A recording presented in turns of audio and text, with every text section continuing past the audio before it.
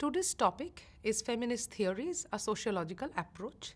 This is the part 2 of the last lecture, where we had discussed about the basics of feminism and sociology and sociological impact on feminist practices, political and otherwise. Also, feminism as a part of social science, social practices, so on and so forth. We did some of the basic discussions. We discussed keywords, certain key terms. We also discussed words such as misogyny, patriarchy, so on and so forth. In today's lecture, we'll try to go a little deeper into it and try to see different other sociological factors, how it interacts with feminism, so on and so forth. Now, the first thing that we'll discuss is how feminism as a different form of approach towards different disciplines and etc., how feminism sees sociology. We have to understand, and in this case I would ask you to remember our earlier classes where I said specifically that feminism as such is not a discipline. It is more like a prism through which we see many disciplines and try to approach those disciplines. So similarly, when we are talking about feminism and sociology, we are not talking about any area such as feminist sociology or something. Rather, we are trying to see how sociology as a discipline and feminism as a prism helps us to see different disciplines, and how through feminism we can also see and understand different practices, academic practices within sociology. As I had also earlier talked about, that feminism always tried to talk about the different disciplinary limitations in terms of its gender concerns and issues. Similarly, when it came to sociology, the early scholars of sociology, it has been noted by feminists that most of the works around happening within sociology were androcentric. That means where human beings are at the center and they're trying to understand the lives and social practices of human beings. The concerns or the accusations of feminists were that these studies of sociology used to be very male-centric. The humankind, whatever they tried to understand through humankind and their practices, their social practices, their lived experience, so on and so forth, used to be very male-centric. This is kind of a male-centric bias, and this bias kind of pollutes your findings because you do not take into consideration women's experiences and existence of human beings, which is very specific, gendered in nature, that is for women's existence, and so on and so forth. So this bias pollutes the findings and tries to understand the sociological phenomenon, and this is what feminists are accusing mainstream sociology of. As the feminists would point out, any such research on the public sphere, politics, economy, labor power remained blind to the gender question. So as you can already understand, that if you are trying to understand the nature of humankind, if you are trying to understand how human society functions, how politics works, how economy functions, and in that case, if the idea of the human is only male, that means you are leaving out half of the community, half of the humankind, because they are not male, and which is why these findings and this research, etc., remains polluted. This was one of the very earliest accusations against mainstream sociology practices. Many of these mainstream early scholars of sociology have also been accused of purposefully creating a public-private binary. This is also interesting. This binary used to be created by men and women. How they used to do that? So these early sociology scholars, they often would equate and align women with, for example, nature, etc. Biological deterministic approach. The last class, you will remember that how there is always a tendency to create a binary between man and woman, where woman becomes, or rather, women are aligned with nature. It is understood that women are as if more closer to nature, so they are more private, they belong to the private sphere, and men are automatically, or as if men by nature belong to the public sphere. So they will go out to hunt, to do agricultural job, to do job in the public sphere, and women would remain at home because they are more closer to nature, they reproduce, they sustain the family, they will only limit themselves to care work, etc. Many such sociologists also didn't question the gender division of labor that society imposed both on men and women. Again, we should remember that we talked about how labor is always divided in terms of gender. Women are given certain work, men are given certain work. And the sociologists, the mainstream sociologists, as if agreed with it. Their findings, their research and everything kind of agreed with the fact that women are given certain, and as if justifiably so, that women are given certain work that they have to do, mostly care work, household work, etc. And men, on the other hand, are given works that are that you can do outside. This is another problem that feminists found with the sociology, mainstream sociological practices. Therefore, the question that a feminist sociologist asks, who are doing sociological works and research, at the same time they have a feminist perspective. Feminist sociologists would definitely ask the question that with all these male-centered biases, is mainstream sociology not perpetrating patriarchal ideology? Of course, the fight or the arguments are definitely against patriarchy, so on and so forth, but at the same time, a feminist sociologist would also ask the mainstream sociology that if you do not question this existing gendered way of functioning, the society functions, and the way the existing academic work that has been happening, is the sociology as a discipline is also not perpetrating a gender-biased way of doing research, most importantly, patriarchal ideology. Now, from here, we should try to have a grasp, or rather have an idea about different feminist perspectives, theoretical perspectives, that also tries to work with different sociological works. Some of them might sound familiar because we had already talked about, or at least had mentioned in the last class, and some of them should be new. One is liberal feminism, one of the earliest phase of feminism, radical feminism, Marxist feminism, another very important theoretical perspective, postmodern feminism, as the word suggests, feminism with a postmodern perspective, and black feminism, post-colonial feminism, as the areas suggest.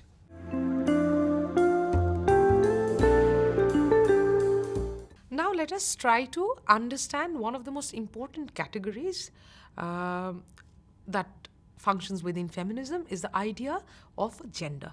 We have been talking about the sex-gender system. We have been talking about how sex and gender are two different things. If sex is biological, gender is generally understood in terms of being cultural. So let's try to understand what is gender. Now, Joan Scott's Gender and the Politics of History. With this book comes the questions of gender as a category of analysis. Now, this is important. Why are we saying it's a category of analysis, and why an important assertion? First of all, it has been, mainstream society has been trying to impose the gender norms as something natural and normal, almost like sex-based qualities of a human being, as we discussed in the last class. Now, for gender, also people tries to do that as if your gender roles are very essential to women. So, when we try to understand gender as a category, the first thing we are trying to say is that it is a construct itself. It can be understood in terms of categories. It is not something that is given. It is not something that is very natural. It can be changed, and it should be changed depending on individual women, men, children, girl, boy, so on and so forth. It is a societal training that makes a man or a woman, that trains a girl to be a woman, that trains a boy to be a man. So it is a category. We should understand it as a category. We should challenge the fact that gender cannot be understood as something biological, something essential, and that is the way we will be able to understand how gender functions. Otherwise, like mainstream society, we would also fall in the trap and would try to as if believe that as if gender is something that should be considered as essential to the identity of a man or a woman. Then what is gender? Gender is the knowledge about sexual difference rather than the sexual difference itself. Now, we know if the world is divided in terms of the sexes, and if the mainstream world is divided in terms of the sexes, if the heterosexual world is divided in terms of the man and the woman, then the cultural aspect of it is that there exists a man and a woman. Woman is expected to do certain things which a man is not expected to do, and a man is expected to do certain things that the woman is not. So there exists a sexual difference, and gender is that knowledge which enables us to understand how the world is divided in these terms. And that will help us how? That will also help us to understand that how one particular gender takes most of the privileges from being at the center, and how another gender, because it belongs to the margin, is deprived of certain things. So gender, one of the first thing that we should understand about gender, that it is the knowledge that the world is created, or the present day world is created in terms of sexual differences.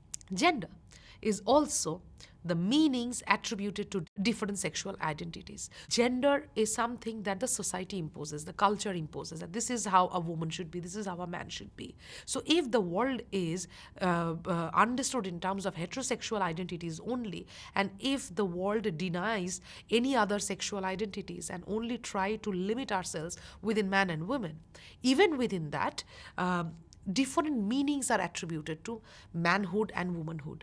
Now, those meanings are also a part of gender. Also, being aware of gender also means that we are aware of the social structure of sexual difference. By social structure, definitely we mean that how the society is divided in terms of man and woman, and how the power, economy, access to money, access to job, public offices, so on and so forth, is mostly captured or mostly under the control of one particular gender, and how the other gender historically have been deprived. Now, this is also a kind of an awareness. So having an idea about what gender is also means how the society is structured in a way that where sexual difference plays a major role. Gender is also the relationship of power that is rooted within sexual difference and the ways in which it can become a justification of patriarchy. So keeping that in mind, we have to understand that gender, having an idea about gender is also having an idea about how power is distributed within the society, and how gender plays a major role because one gender is more privileged and the other gender is not. Most importantly, that gender is a fluid category. Feminist scholars who talk about gender, they would always say that the world cannot be only understood in terms of heterosexuality. And man and woman are not the two most rigid idea of gender. Gender is always fluid. There is a potential always that a woman, what we understood as womanhood, what we understood as manhood, cannot be a fixed identity for any particular community. It is fluid. One can also have, a woman can also manifest certain qualities which is quote-unquote understood as manly. A man can also manifest certain attributes or features which quote-unquote the society believes to be feminine. So it should not be gender behavior or gender as such should not be understood as a rigid category. If, having understood what gender is, if we have to give an understanding, or if we have to think about a tentative definition of what gender is, again, it's a tentative definition by collating and collecting all the things that we have discussed so far, that gender is the economic, social, political, and cultural attributes and opportunities associated with being women and men in a mainstream society. And now that social definitions of what it means to be a woman or a man vary among cultures to cultures. This is also important. I'll give you an example. We tend to believe that men are more athletic, men have more physical power, they can do the jobs that require more physical rigor and etc., and women are not. But there would be communities where women are working in tough terrains and doing a lot of physical works. Similarly, a woman who has trained herself to be a sports person would always have more agility, more strength than a general quote-unquote men that you find around you who have not trained themselves accordingly. So this is how gender functions. This is also culture to culture. The idea of what is manhood, what is masculinity, what is femininity will also differ depending on culture to culture. Gender is a socio-cultural expression of patriarchal characteristics and roles that are associated with certain groups of people with reference to their sex and sexuality. So why patriarchal? Because the mainstream society kind of imposes gender roles. It is not always up to us that we will select or we will work according to our understanding or our acceptance of certain gendered behavior. We are not always given that option. We do not choose. We are generally trained through societal pressure. Those societal pressures or norms are passed on to us through our families, our schools, our institutions, and we become a woman, we become a man as the society sees.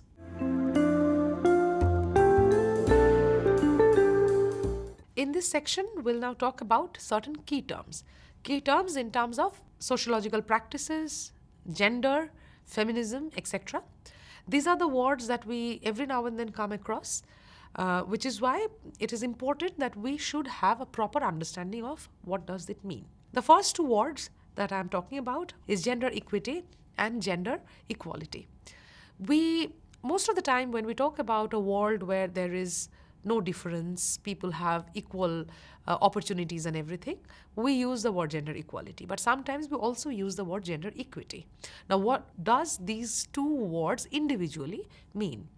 Gender equity is the process of being unbiased to all gender, similar to gender equality as well.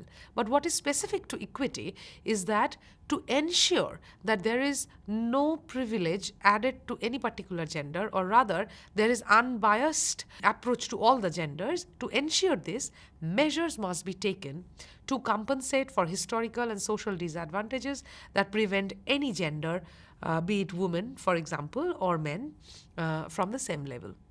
That means if it is proven that historically one gender is always lagging behind, we have to understand that socially that particular gender may not have had access to certain things like education, right to vote, going out, etc. Everything that we have discussed so far, they may not have had these opportunities. So for a woman to come forward or to start a particular thing from the same level as that of a man, they might need an extra push.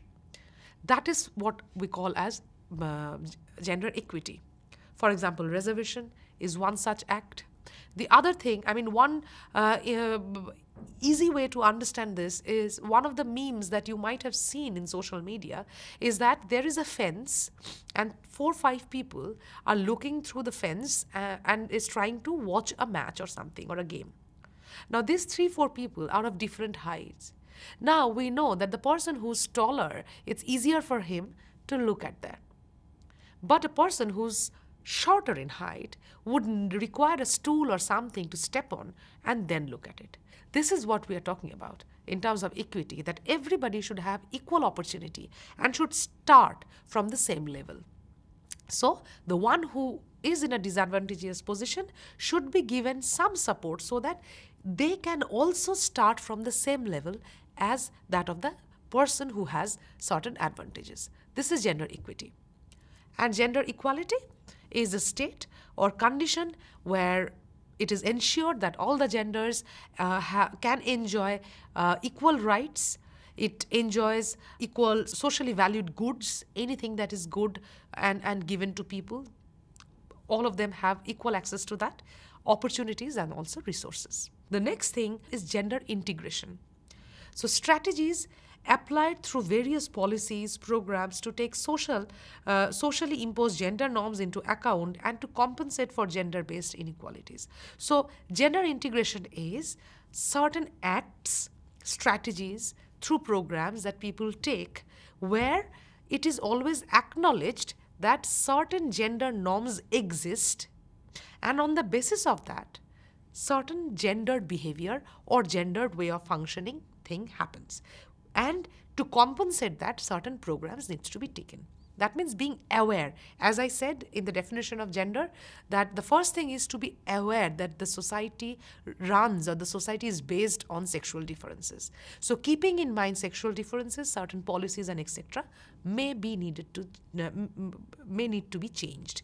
Gender mainstreaming, another key term, is the process of incorporating a gender perspective into politics. So gender mainstreaming is bringing up the question of gender, feminism, etc. for different spheres such as politics, strategies, programs, project activities, administrative functions, as well as into institutional culture of an organization. That means that bringing in the question of gender and feminism into the foreground, and all the works and spheres, offices, public offices, institutions, schools, etc. should always be aware of the question of gender. One should not forget the question of gender, be it a part of politics or anything. Gender stereotype, as we have said or discussed about what gender is, that there are certain stereotypes that are associated with women and as well as men as well. So when we talk about what gender stereotype is, we mean that there are some stereotypical role that is associated with women that is also associated with men. For example, women are capable of doing certain things like care, nurturing, etc. Men are capable of doing things outside of the home. We also have gender-based violence. There are certain violence that happens only because certain gender is understood as something that can be easily oppressed and pressurized. Domestic violence, sexual harassment, etc. are gendered way of violence. Agency, another word that we use for women and men, is that a person's capacity to set goals for themselves. It may entail, bargaining, negotiation, resistance. So that means if we say, when we say that women's agency, we mean that women should have more power to bargain, to control their life, to have a negotiating power, and also should be able to resist. Women's empowerment, another word, refers to women's capacity to make decision, to have control over their finance, their body. They should be able to decide for themselves whether they want to study, they want to do their job, so on and so forth. That is empowerment. Now, in terms of gender, whatever we have talked about is mostly about men and women. There are also certain terms we generally use when we talk about gender, and which is used in greater social context as well, is about other genders too. So we have words such as homophobia, which is a very irrational fear and aversion or discriminatory behavior towards same-sex people in a same-sex relationship.